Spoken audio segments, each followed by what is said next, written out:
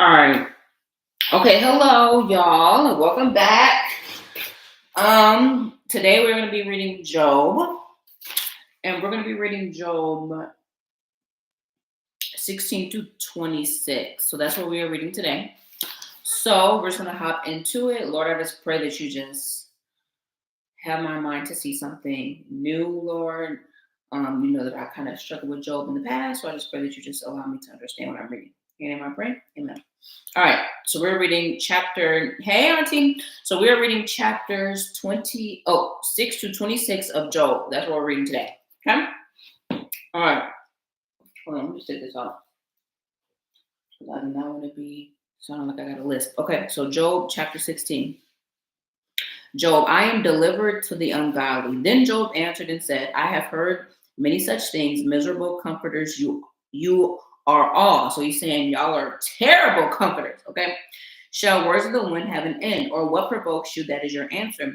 I also could speak as you do. If your soul were in my soul's place, I should heap up words against you and shake my head at you. But I would strengthen you with my mouth, and the comfort of my lips would relieve your grief. Though I speak, my grief is not relieved. And if I remain silent, how am I ease? But now he has worn me out. You have made desolate all my company. You have shriveled me up, and it is a witness against me. And my leanness rises against me, and bears witness to my face. He tears me in wrath and hates me. He gnashes at me with his teeth. My adversary sharpens his gaze on me. They gape at me with their mouth. They strike me reproachfully on their cheek, and they gather together against me. God has delivered me to the ungodly and turned me over to the hands of the wicked. I was at ease, but he has shattered me. He has also taken me by neck and shaken me to pieces. He has set me up for his target. His archers surround me. He pierces my heart and does not pity. He pours out my gall on the ground. He breaks me with wound upon wound. He runs at me like a warrior.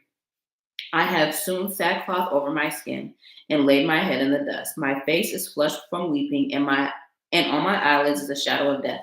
Although no violence is in my hands, and my prayer is pure. Job begs for a just hearing. O earth, do not cover my blood, and let my cry have no resting place. Surely even now my witness is in heaven, and my evidence is on high. My friends scorn me, my eyes pour out tears to God. Oh, that one might plead for a man with God, as a man pleads for his neighbor. And when a few years are finished, I shall go to the way of no return. This, honestly, okay, that was all at chapter 16. As dramatic as it sounds, right? This is honestly how it feels. Like when we see other people being blessed and we feel like God is kind of against us because it's like, God, I've lived a righteous life. Like this says that he was blameless. Like I've lived a righteous life. Like why is this happening to me? Like this is very relatable. Even though it may seem like it's very dramatic, like it's very relatable. Like you try to live a good life and you try to do everything correct, and you got friends here that's not even uplifting you, and you feel like the Lord is against you. This is definitely something that we can relate to. Okay. Chapter 17. My spirit is broken, my days are extinguished. The grave is ready for me. Are not mockers with me? And does not my evil dwell and does not my eye dwell on their provocation? Now put down a pledge for me with yourself. Who is he who will shake hands with me? For you have hidden their heart from understanding. Therefore you will not exalt them. He who speaks flattery to his friends, even the eyes of his children will fail. But he who has made me a byword of people, and I have become one in those whose face men spit. My eyes have also grown dim because of sorrow, and all my members are like shadows. Upright men are astonished at this, and the innocent stirs up himself against the hypocrite. Yet the righteous will hold his way, and he who has clean hands will be stronger and stronger. Job feels completely hopeless. This is how it feels when we are going through a tough time, hopelessness, okay? But please come back again, all of you, for I shall not find one wise man among you. My days are past, my purposes are broken off, even the thoughts of my heart. They change the night into day. The light is near, they say, in the face of darkness. If I wait for the grave as my house, if I make up my bed in darkness, if I say to corruption, you are my father, and to whom you are my mother and my sister, where then is my hope? As for my hope, who can see it? Will they go down to the gates of Sheol? Shall we have rest together in the dust? Okay. Chapter 18. Bildad responds angrily to Job. Then Bildad the Shuhite answers and says, how long until you put it into words? Gain understanding, and afterward we will speak. Why are we counted as beasts and regarded as stupid in your sight? You who tear yourself in anger, shall the earth be forsaken for you, or shall the rock be removed from its place? Such is the end of sinful. The light of the wicked indeed goes out, and the flame of his fire does not shine. The light is dark in his tent, and his lamp beside him is put out. The steps of his strength are shortened, and his own counsel casts him down. For he is cast into a net by his own feet, and he walks into a snare. The net shall take him by the heel, and the snare takes hold of him, and a noose is hidden for him in the ground, and the trap for him in the road. This is one of those note pages. Terror frightens him on every end and drives him to his feet. His strength is starved, and destruction is ready at his side. Pause right here. This really sounds like depression. I'm not going to lie. Like, all of this, like, wow. Oh my gosh, this is crazy. So when I went through like a depressive state, you can turn to people for things, but like, they don't get it for real. You know what I'm saying? And he doesn't need them to try to explain things to him. Sometimes you just need friends to uplift you. You don't need them to try to explain things to you, because they can't explain it either, because they're not God. So like, that is what, like, hopelessness and just being sad and just feeling like God is against you. Like, this is a real thing.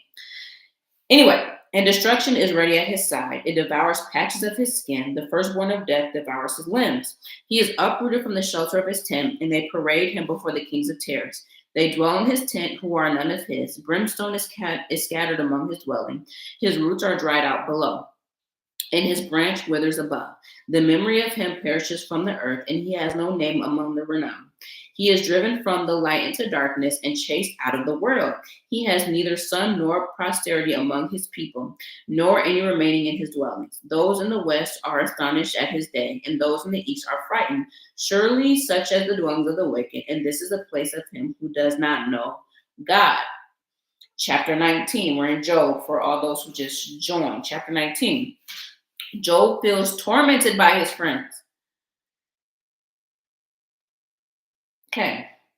Then Job answered and said, how long will you torment my soul and break me into pieces with words? These 10 times you have reproached me. You are not ashamed that you have wronged me. And if indeed I have erred, my error remains with me. If indeed you exalt yourself against me and plead my disgrace against me, know then that God has wronged me. This is the real feeling, okay? I'm just going to make a note. This is a real feeling. It is such a real feeling to feel like God has wronged you, especially because when Job is first introduced, he's introduced as a blameless man. Like, he makes sacrifices for the sins that his children may have committed, okay? So this is a real feeling, to feel like God has wronged you and has surrounded me with his net. If I cry out concerning wrong, I am not heard. If I cry out aloud, there is no justice. He has fenced up my ways, and I cannot pass, and he has set darkness in my paths. He has stripped me of glory and taken the crown from my head. He breaks me down on every side, and I am gone. My hope he has uprooted like a tree. He has also kindled his wrath against me, and he counts me as one of his enemies. His troops come together and build up their road against me. They encamp all around my tent. All have forsaken Job. He has removed my brothers far from me, and my acquaintances are completely strange for me. My relatives have failed, and my close friends have forgotten me. Oh my gosh, I can start yelling right now. When you are going through a tough time and there's nobody else who can solve it but the Lord, your friends are going to fail you. Why? Because they don't have a solution.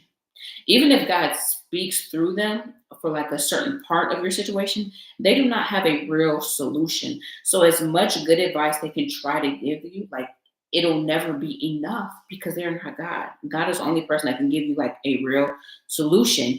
And as people, we have times when we're not patient. We're just like, okay, you've explained the situation to me.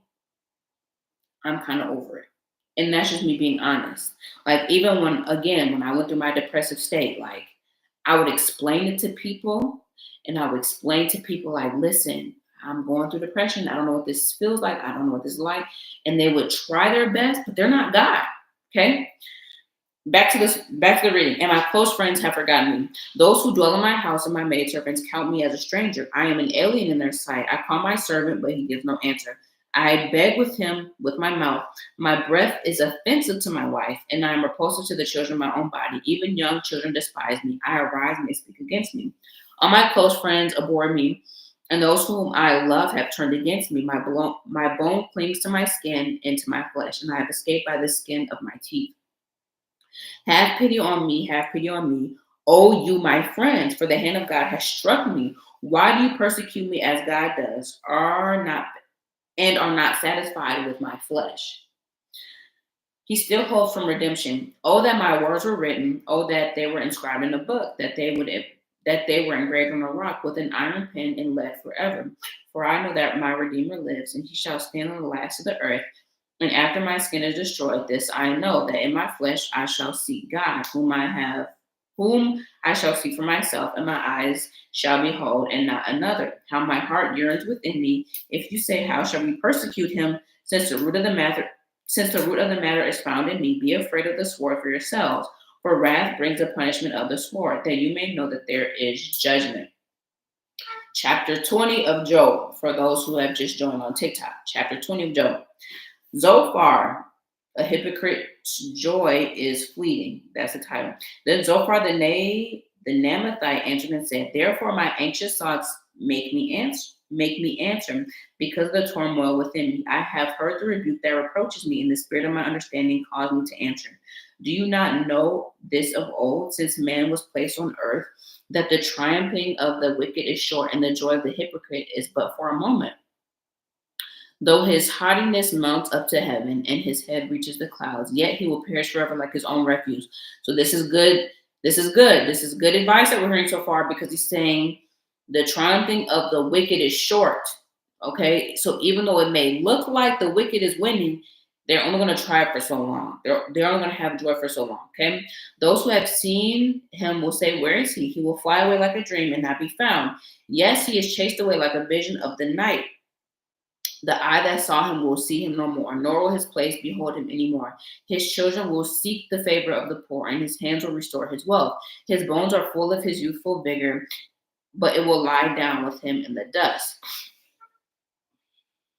Okay, so this is good so far. Remember, I told you I kind of struggle a little bit when it comes to Job, but it says a hypocrite's joy is fleeting. Okay, we know that. All right. So a man's wickedness will overtake him. Though evil is sweet in his mouth, and he hides it under his tongue, though he spares it and does not forsake it, but still keeps it in his mouth, yet his food in his stomach turns sour. It becomes cobra venom within him. He swallows down riches and vomits them up again. God casts them out of his belly. He will suck the poison of cobras. A viper's tongue will slay him. He will not see the streams, the rivers flowing with milk, with honey and cream.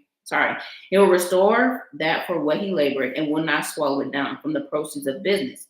He will get no enjoyment, for he has oppressed and forsaken the poor. He has violently seized a house which he did not build. Okay. So Zophar he's on the right page. All right. So we're seeing him. He's on the right page. He's saying the oppressed have forsaken the poor. He violently seizes a house which he did not build. Okay, so he's on the right page. Cool. Because he knows no quietness in his heart, he will not take anything that he desires. Nothing is left for him to eat. Therefore, his well-being will not last. In his self-sufficiency, he will be in distress. Every hand of misery will come against him when he is about to fill his stomach. God will cast on him his fury of his wrath, and will rain on him while he is eating. He will flee from the iron weapon. A bronze bow will pierce him through. It is drawn and comes out of the body, yet the glittering point comes out of his gown. Terrors come upon him. Total darkness is reserved from his treasures. An unfanned fire will consume him. It shall go ill with him who is left in his tent. The heavens will reveal his iniquity, and the earth will rise up against him. The increase of his house will depart, and his goods will flow away in the day of his wrath. This is the portion from God for a wicked man, the heritage appointed to him by God. Okay? Chapter 21, we are in Job. Job, why do the wicked prosper? This is the title, okay? Then Job answered and said, listen carefully to my speech, and let this be your consolation. Bear with me that I may speak, and after I have spoken, keep mocking. So he knows that they're mocking. As for me, is my complaint against man. If it were, why should I not be impatient? Look at me and be astonished. Put your hand over your mouth. Even when I remember, I am terrified, and trembling takes hold of my flesh. Why do the wicked live and become old? Yes, become mighty in power. Their descendants are established with them in their sight, and their offspring before their eyes. Their houses are safe from fear. Neither is the rod of God upon them. Their bull breeds without failure. Their cow calves without miscarriage. They send forth their little ones like a flock, and their children dance. They sing to the tambourine and harp, and they rejoice to the sound of the flute. Give me 1 second. I just need to reread this so I can understand because I just lost it somehow. Be careful to my speech, let this be a consolation. Bear with me that I may speak. Is my complaint against man? If it were, why should I not be patient? Look at me, be astonished, put your hand in my mouth. Then when why do the wicked live and become old, and their mighty power and their descendants are established with them? They talk about the wicked. Okay. Neither rod of God upon them. Their bullheads breed without failure. Their cows calve without miscarriage. They send forth their little ones like a flock, and their children dance. They sing to the tambourine and the harp, and they rejoice with the sound of the flute. They spend their days in wealth, and in that moment go down to the grave. They say to God, depart from us, for we do not desire the knowledge of your ways, who is mighty that we should serve him. And what profit do we have if we pray to him? That's how it feels. This is real. Okay. We are in chapter 21 in verse 15. That is a real verse. Who is the Almighty that we should serve him? And what profit do we have if we pray to him? That is a real verse. That's a real verse for several reasons. But one of the reasons is because we can be feeling like we are really trying to do our best to be like good people. And we can look to the right and to the left and see like these people are being real foul. So what is the point of me being a holy person? What is the point of me trying to do the right thing? These are real emotions, okay? Indeed, their prosperity is not in their hand. The counsel of the wicked is far from me. Chapter 17, this is how the wicked are blessed in the world. How often is the lamp of the wicked put out? How often does their destruction come upon them? The sorrows of God distributes his anger. They are like straw before the wind and like chaff that a storm carries away. They say God lays upon one's iniquity for his children. Let him recompense him that he may know it. Let his eyes see destruction, and let him drink from the wrath of the Almighty. For what does he care about his household after them, when the number of his months is cut in half? Can anyone teach God's knowledge, since he judges those on high? One dies in his full strength, being wholly at ease and secure. His pails,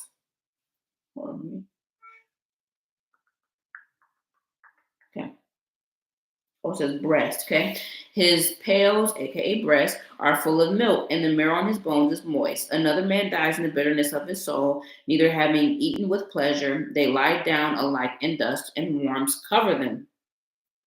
A day of doom awaits the wicked. Look, I know your thoughts, and with the schemes which you would wrong me. For you say, where is the house of the prince, and where is the tent, the dwelling place of the wicked? Have you not asked those who travel the road, and do you not know their signs? For the wicked are reserved for the day of doom, and they shall be brought out of the day of wrath. Whom condemns his way to his face, and who repays him for what he has done? Yet he shall be brought to the grave, and a vigil kept over the tomb. The clods of the valley shall be sweet to him. Everyone shall follow him. The countless have gone before him. How can you come from me with your empty words, since falsehood remains in your answers? Okay. Chapter 22, Eliphaz accuses Job of wickedness. These are some terrible friends. I just want to say that. Like, imagine that your family has died, like your children, not even just like a brother or something, even though that's still significant, but your children, these are children that you bore, right? Your children have passed.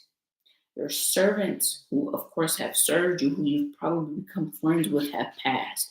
And you've lost your oxen and your cattle, and all you got is this wife who's trying to tear you away from the Lord and tell you to curse the Lord. And these friends who are supposed to be your friends, but they're just here just giving terrible advice. Job is really going through it. He's really going through it, okay? Chapter 22. Eliphaz accuses Job of wickedness. Then Eliphaz the Temanite answered and said, can a man be profitable to God? Though he who is wise may be profitable to himself. Is it any pleasure to the Almighty that you are righteous? Or is it gain to him that you make your ways blameless? Is it because of your fear of him that he corrects you and enters into judgment with you? Is it not your wickedness great and your iniquity without end? For you have taken pledges from your brother to no reason, and stripped the naked of their clothing. You have not given the weary water to drink, and you have withheld bread from the hungry.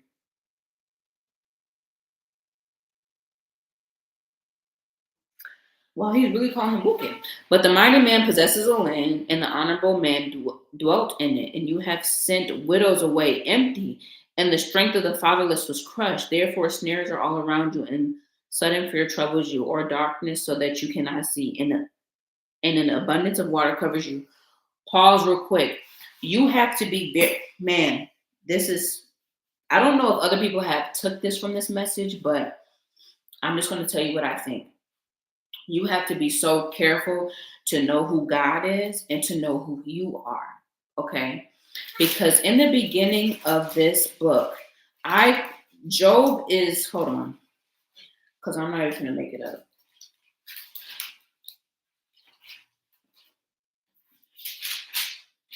What is Job like considered? Job is considered. There was a man in the land of Uz, his name was Job, and his name he was blameless and upright, and one who feared God and shunned evil. Okay, so he feared God and shunned evil. So you have a man that feared God, shuns evil, and is blameless and upright, and you have his friends, people who are closer to him, telling him that he sent widows away empty, and the strength of the fatherless was crushed. Therefore, snares are all around you. Basically saying you deserve what's coming to you. Mind you, he was classified as blameless and upright. So you have to be very, oh my gosh, you got to be careful who you listen to. Why? Because you can be one way, and because you hear somebody closer to you say you're a different way, you might believe them, right? And it's very easy to be like, the Lord is speaking to them because this is my mom. She would never lead me astray. This is my dad. He would never. This is my uncle, my auntie. Like, they would never tell me something that's not true. And that is not true in itself. Excuse me.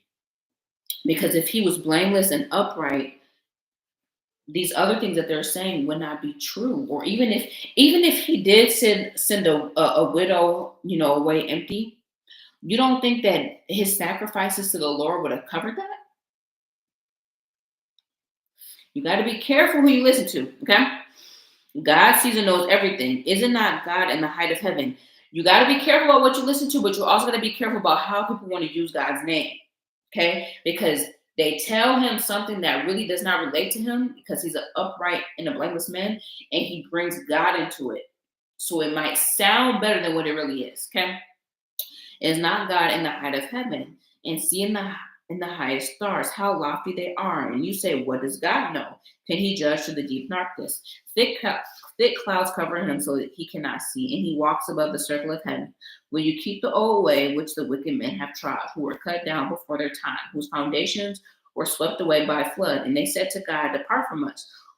What can the Almighty do to them? Yet he filled their houses with good things, but the counsel of the wicked is far from me. The righteous see it and are glad, and the innocent laugh at them. Surely our adversaries are cut down, and the fire consumes their remnant.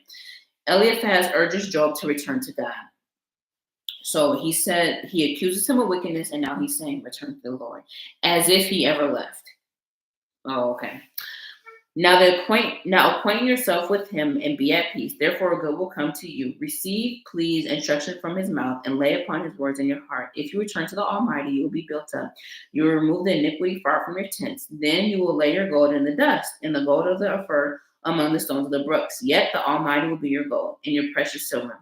For then you will have your delight in the Almighty and lift your face to God, and you will make your prayer to him, and he will hear you. And you will pray your vows, and you will also declare a thing, and it will be established for you. So light will shine on your ways. When they cast you down, You say, exaltation will come. Then he will save the humble person. He will even deliver one who is not innocent. Yet he will be delivered by the purity of your hands. So he's giving good advice. Okay, this is good advice, right? But it doesn't really pertain to Job because he was considered a blameless and upright person. Thank you, by the way. But he was considered a blameless and upright person. So you gotta have some type of discernment when it comes to like advice and like understanding where people's hearts are at when it comes to you, including friends and family. Okay, chapter 23. Job seeks God but cannot find him. Then Job answered and said, even today my complaint is bitter. My hand is listless because of my groaning. Oh that I knew where I might find him, that I might come to his seat. I would present my case before him and fill my mouth with arguments. I would know the words which he would answer me and understand what he would say to me.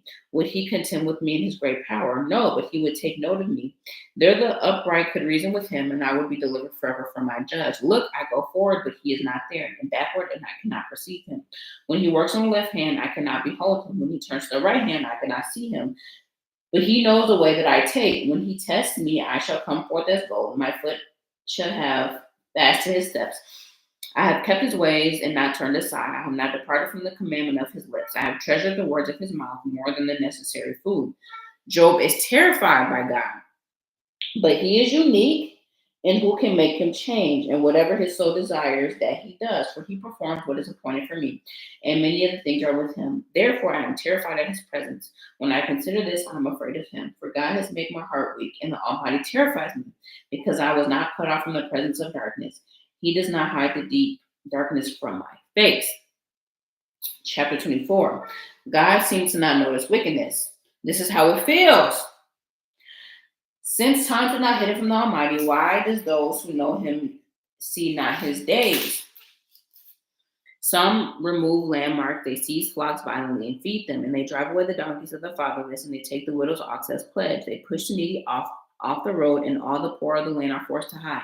Indeed, like wild donkeys in the desert, they go out to their work searching for food, and the wood and the sea is food for them and for their children. They gather their fodder in the field and glean in the vineyard of the wicked, and they spend the night naked without clothing and have no covering in the cold. They are wet with showers in the mountains and huddle on the rock for want of shelter. Some snatch the fatherless from the breast and take a pledge from the poor, because the poor go out naked without clothing. And they take away the sheaves from the hungry, and they press out oil within their walls and tread the winepress, yet suffer thirst. The dying groan in the city, and the soul of the wanderer cry out. Yet God does not charge them with wrong. This is realistic, because this is how it can feel when we are trying to do the right thing and we see other people who are just in their own little mind, just doing whatever they want to do. This is how it can feel. Criminals count on not being detected. There are those who rebel against the light. They do not know its ways, nor abide in its paths. The murderer rises with the light. He kills the poor and needy, and in the night he is like a thief. The eye of the adulterer awaits for twilight, saying, no eye will see me, and he disguises his face. In the darkness they break into houses, which they have marked for themselves in the daytime. They do not know the light. In the morning, the same as those whose shadow for the morning is the same to them as a shadow of death. If someone recognizes them, they are in the terrors of the shadow of death. For they should be swift on the face of the waters. Their portion should be cursed in the earth, that no one will return into the way of their vineyards. As drought and heat consume the snow waters, so the grave consumes those who have sinned. The womb should forget him. The worm should feed sweetly on him. He should be remembered no more. The wickedness shall not be broken like a tree, for he braves in the barren who does not bear, and does no good for the widow. The righteous are soon taken away, but God draws the mighty away from his power. He rises up, but no man is sure of life. He gives them security, and they rely on it. Yet his eyes are on their ways. They are exalted for a little while, then they are gone. They are brought low, they are taken out of the way like the others, and they dry out the heads of the grain.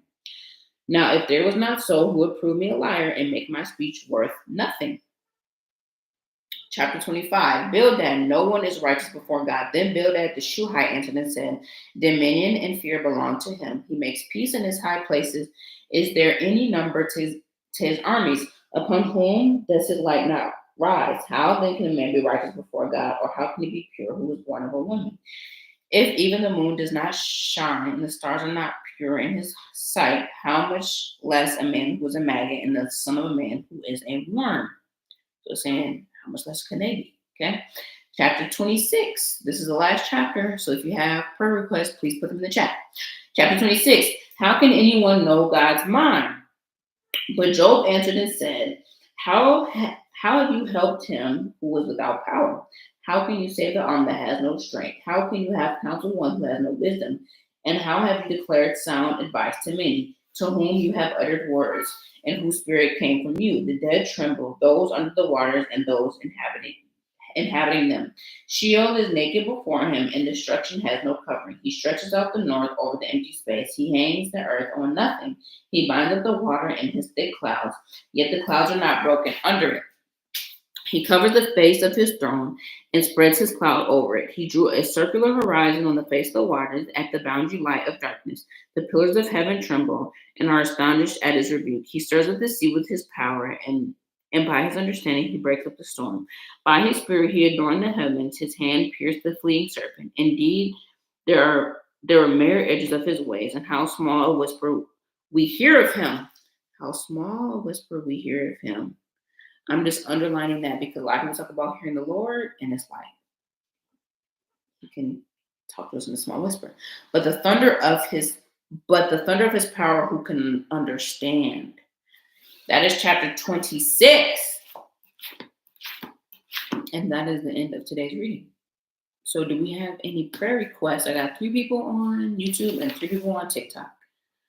Yes, healing for our bodies and minds. Yes, ma'am. Prayer request.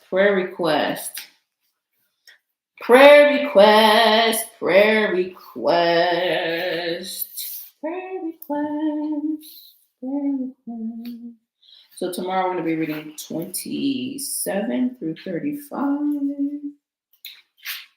Put your prayer requests in. We're going to be reading 9 pages tomorrow. Excuse me. Prayer requests. Who has them? I got 1 prayer request. So I'm going to pray. And then I'm going to get up off here. I might get on here later tonight, honestly. Because starting tomorrow, should have been month 3, day 1. And we're on month 2, day 22. We just finished. We had, I think, about 3 makeup days. So we're only 1, 2, 3, 4, 5, 6, 7, 8. We should be 8 days behind, but I think with the 3 makeup days, we're only 5 days behind. 1, 2, 3. So yeah, we're 5 days behind, which is honestly not that bad. We have several weekends. So I might not even get back on here later tonight. I just do it on the weekend. So prayer requests. I have 1 for healing for our bodies and our minds. Does anybody else have any prayer requests before I start praying? Nope.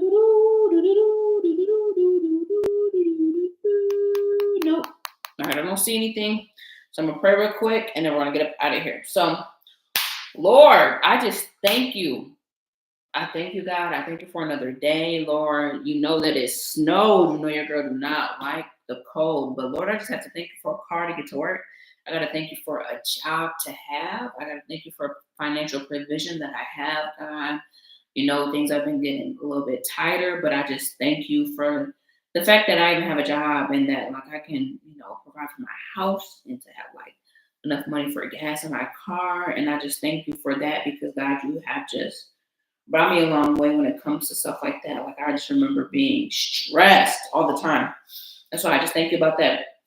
Thank you for that, Lord. I pray for healing over our minds and our bodies and our blood pressure, Lord. Lord, I pray for our minds that you can give us a peace that will have our blood pressure not be rising and falling, but that you can just give us peace in our mind that will just allow us to just have peace in our body, Lord.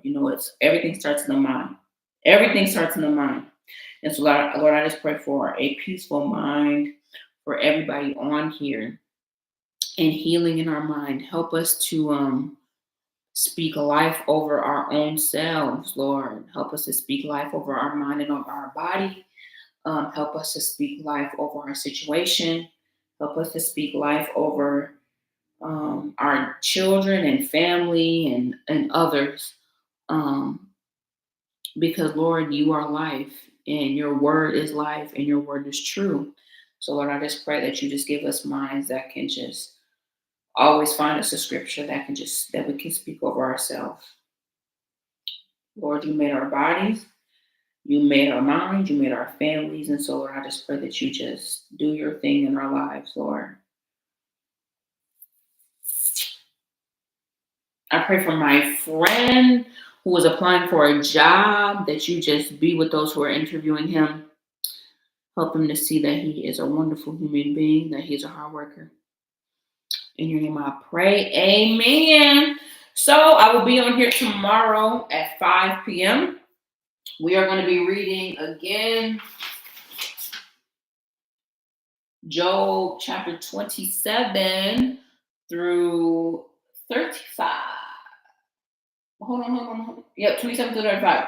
So we'll be reading Job 27 to 35, and the next day we'll be getting up out of Job. So that'll be exciting. We are really making our way through the Bible. This is how much we have so far. This part over here. So we're like, I didn't mean to do that. We're almost halfway, which is good. I will see you all tomorrow at 5 o'clock. For those who are on TikTok, I get on here at 5 p.m. every day. For those on my YouTube, y'all know where to find me at 5. And I will see y'all later. Love you guys. Bye.